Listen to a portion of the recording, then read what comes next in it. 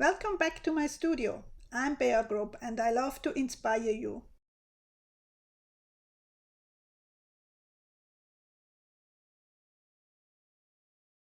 Hello everybody, welcome back to my studio. So glad you are here today. And in case you're new here, I'm glad you found my channel and I hope you enjoy the videos. Now today's project is we're gonna do an assemblage, a mini assemblage to be precise. I'm gonna do this one in the video from start to finish. I have done different others already before I did this one. And yeah, the thing with those assemblages, I use with found objects mostly. Occasionally I use some new stuff, but mostly I use found objects, which means there is just one of a kind of this object, so nothing gonna be ever the same. I mean, apart from like hardware and wire and things like that I buy like any other person's too. Now for this assemblage, I was thinking I wanted to do something that is easily be found from anybody anywhere in the world, and I was thinking, yeah, those empty wooden thread spools, they are easily available. Now, any kind of, I use wooden beads, but you probably could use other beads too, but I prefer wooden because you actually can drill them and attach things easier than in plastic or metal. That's easily to find everywhere too. Then I also use those empty sewing thread spools which you put underneath in your sewing machine, those kinds. You have a new machine and all my old ones don't fit any longer, so yeah, I have quite a bit of those. That's what I use. And then I use leftover fabric, or better said laces, any kind of laces. They are mostly just pieces of them. I also use jewelry parts, which you can see here from the custom jewelries. Everyone is a little bit different because again I don't have anything twice, so yeah. And then I also use like ephemera. I use like old sewing pattern papers. This is from a standard book, nothing fancy, it's a nowadays book. I use pieces of maps, or here I use an old dictionary page which is in the old font. Anything like that works. For tools I have several types of needle nose pliers. I use different type of wires every time, and I do have an electric drill. I use hot glue, and occasionally I use also like a paper glue, just for gluing papers like this. I use a paper glue. And as a side, every project is different and you have to adapt to what you can do, what you can use. Now let's go to the table and start with the project. See you there. Okay, the first thing I usually do is I do mark the middle somehow, and I try to go to as close as possible with my hole so I don't get into this area where there is no meat, so to speak.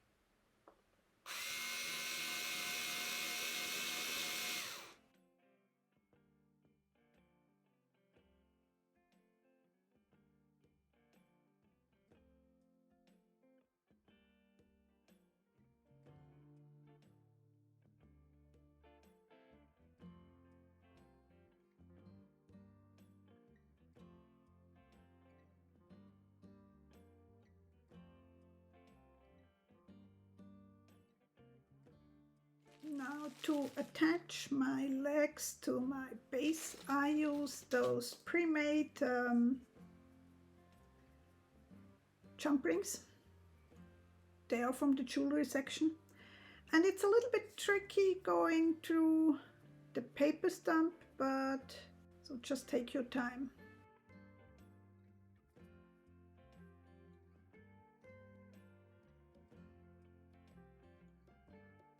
Sometimes you have just to enlarge the hole a bit.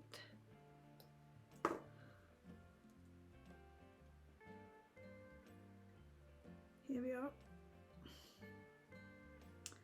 And then to close it again, I like to use mostly my pliers. I have more strength that way.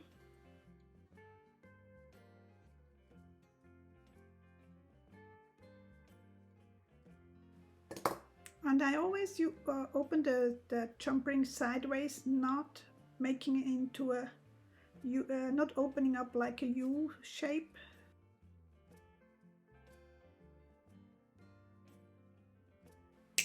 There. Now we have the legs.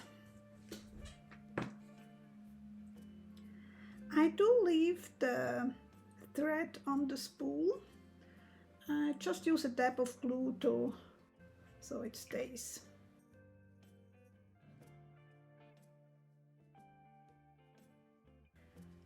Okay, now I also gonna use an eye-ring for the top so that I can attach the wire to hang it. I haven't done it here. I have actually, because it was a real bead, I could go through with the wire, which I can't here obviously. Now I'm thinking I have a purple thread. Maybe I add some purple elements.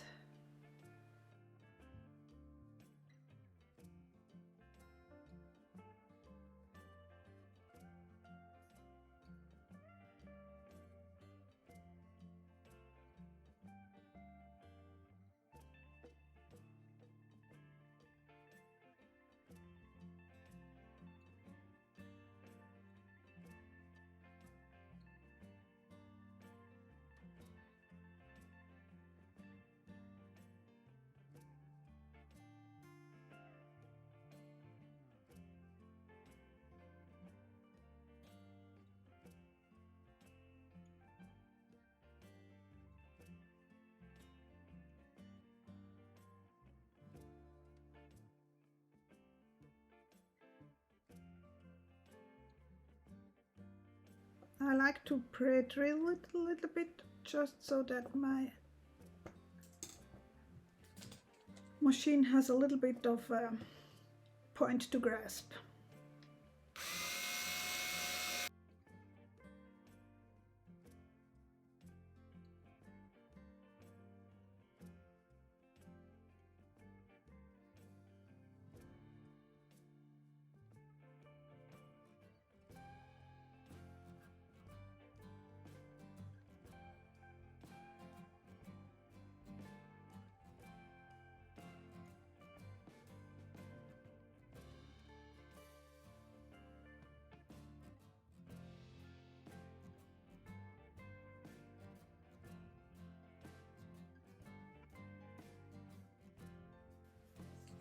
Now next is our little skirt.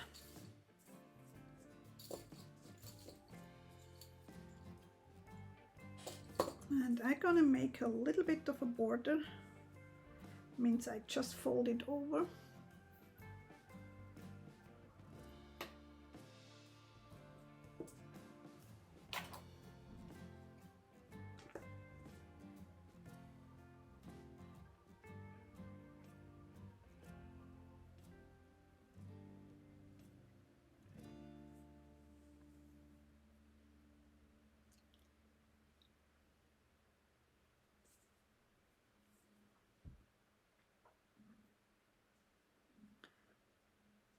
First of all, I'm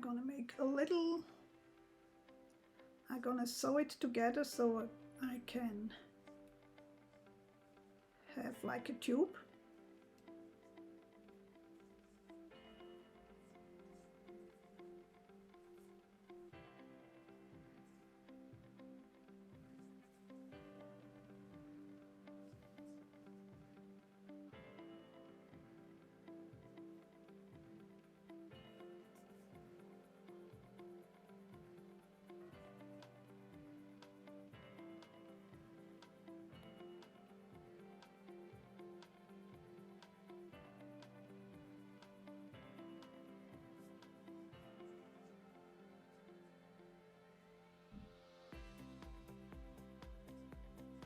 now comes the part where I gather the fabric together to ruffle it up.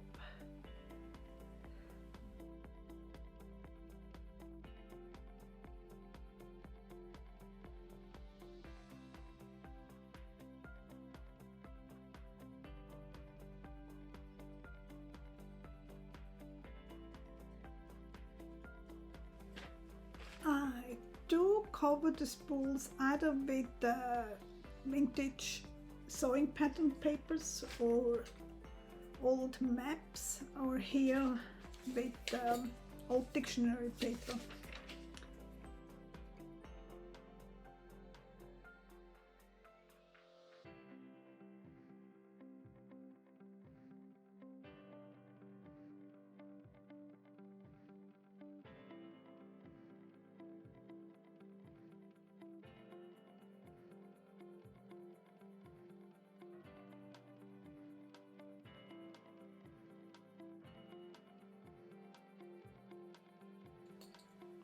Using just a tad of hot glue.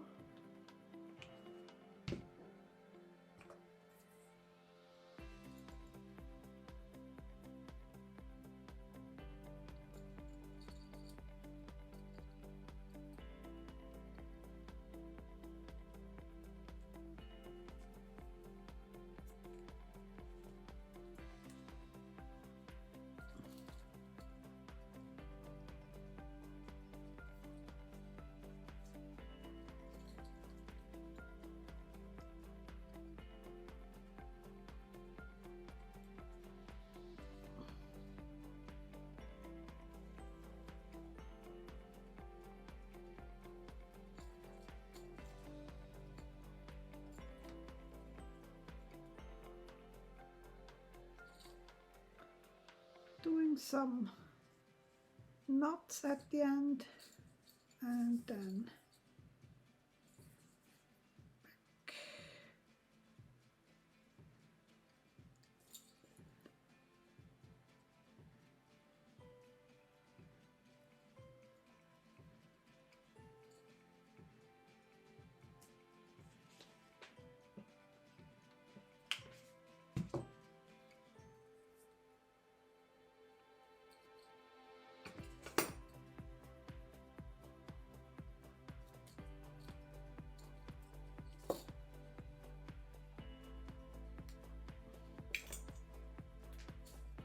Okay.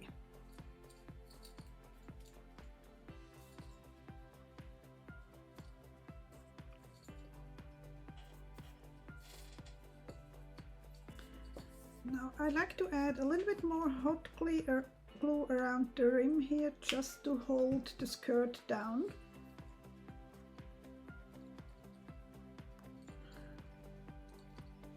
Here we are.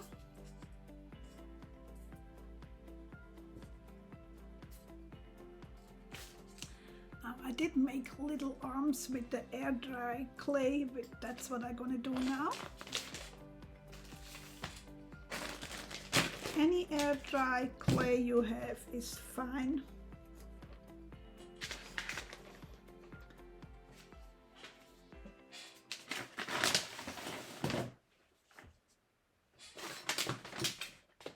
And I like to work on my silicone mat with the clay, which is underneath my paper.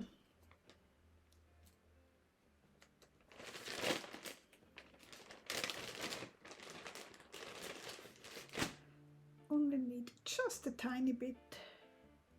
And I store my non-used clay in a Ziploc bag.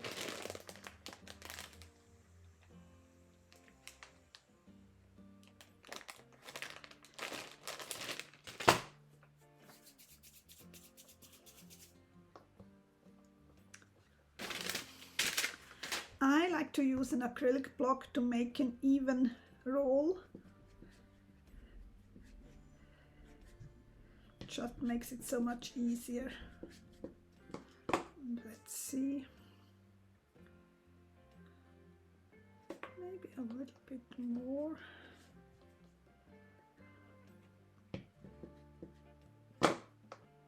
And then I do make the middle a little bit thinner, so it doesn't put so much stuff on my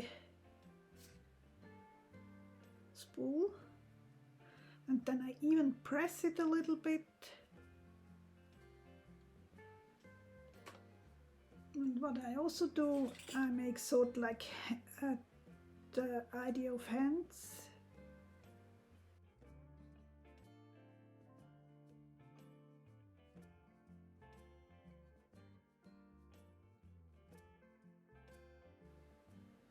Now those obviously have to dry, so I leave it here to dry and go on with my head and my neck. That's what this one is gonna be, my neck.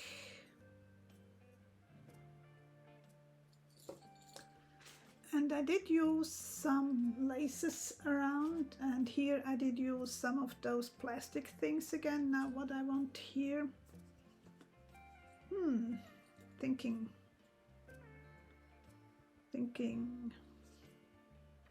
do I want anything? I think this time I'm using some rickrack.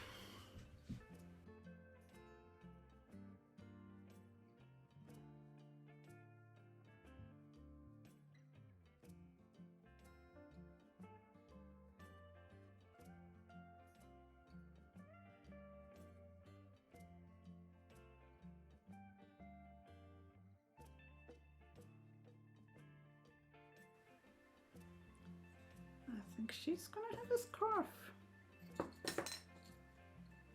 instead. Yeah, but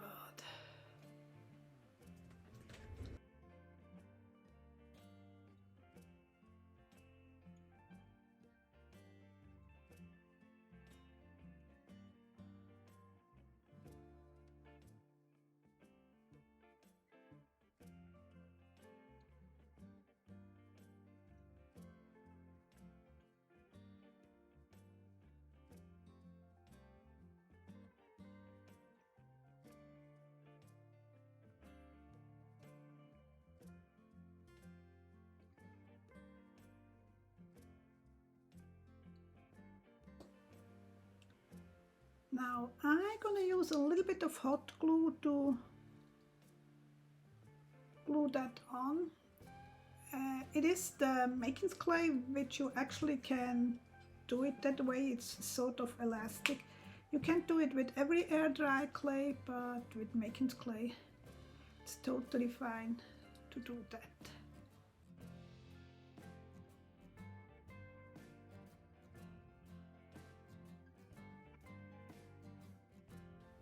Okay, here we are with my little assemblage. Kind of reminds me of a ballet dancer, like she is on her tippy toes. Anyway, I hope you enjoyed, and I hope to see you soon again. Take care. Bye.